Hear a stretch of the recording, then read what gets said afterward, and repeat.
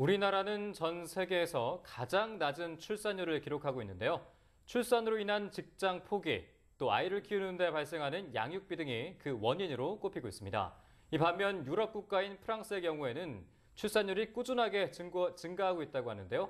어떤 비결이 있는 걸까요? 네, 오늘 사이언스 앤 피플에서는 산업통상자원부의 정상천 과장과 함께 프랑스 사례를 통해서 본 우리나라 출산 정책의 나아갈 방향에 대해서 이야기 나눠보도록 하겠습니다.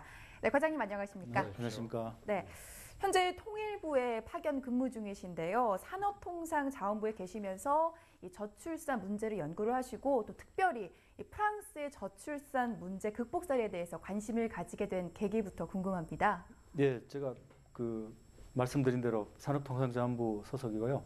여성가족부는 아닙니다.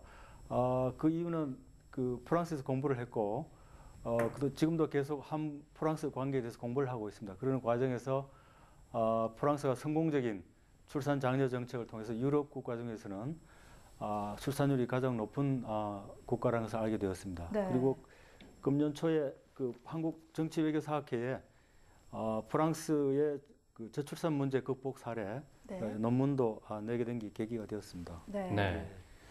우리나라를 비롯해서 사실 이 고령화 사회뿐만 아니라 저출산도 사회의 가장 큰 원인으로 꼽히고 있습니다. 예. 원인이 어떻게 된다고 보십니까? 왜 말씀하신 바와 같이 대부분의 OECD 국가들이 저출산과 고령화 현상에 직면하고 있습니다. 저출산의 주요 원인은 도시화와 산업화의 진전으로 교육 문제, 주거 문제, 그다음에 노후 대책 등 경제적인 부담이 많이 커졌고요. 그리고 가치관의 변화인데요. 가족보다는 개인의 삶을 중요시하는 사고방식의 변화에 원인이 있다고 생각됩니다. 그리고 농경사회에서는 자녀가 많은 것이 자랑거리고 그렇죠. 또 부의 상징일 수 있습니다만은 현대사회에서는 삶의 질을 중요시하는 핵가족이 보편화되고 있는 그런 추세입니다. 네. 한마디로 말씀드리면 적게 낳고 잘 키우자 이렇게 하다 보니까 아마 적게 놓고 있는 것 같습니다. 그렇다면 현재 우리나라의 출산율은 다른 나라와 비교를 했을 때 어떤 편인가요? 예, OECD 국가 중에 가장 낮은 수준을 기록하고 있는데요. 작년도 우리나라 출산율은 잠정 통계입니다. 보건복지부 통계에 따르면 1.18명 정도인 것으로 추정되고 있습니다. 네. 이는 2012년 출산율 2.3명보다 하락한 것으로 OECD 국가들의 평균 1.74명보다 훨씬 적은 최저 수준을 기록하고 있습니다. 네. 참고로 말씀드리면 1960년도 우리나라 합계 출산율이 6.0명이었습니다. 6명이나. 6명이죠. 예. 그래서 지금과 비교하면 격세지감을 느낄 수 있고요.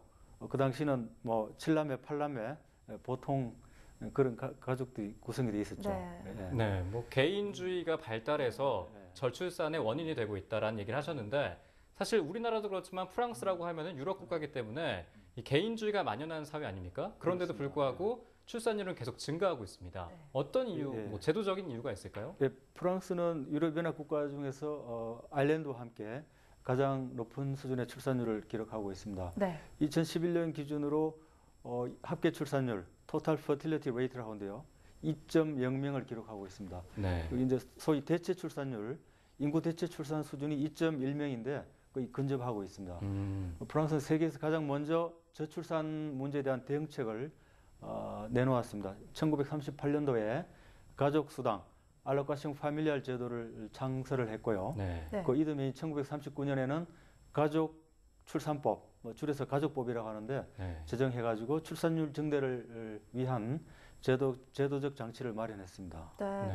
네. 그렇다면 이런 정책 이후에 프랑스의 출산율 얼마나 더 증가를 했는지 그리고 현재 어떠한 지원이 뒷받침되어 있는지도 궁금합니다. 네. 프랑스는 1993년도에 출산율이 1.65명까지 내려갔습니다.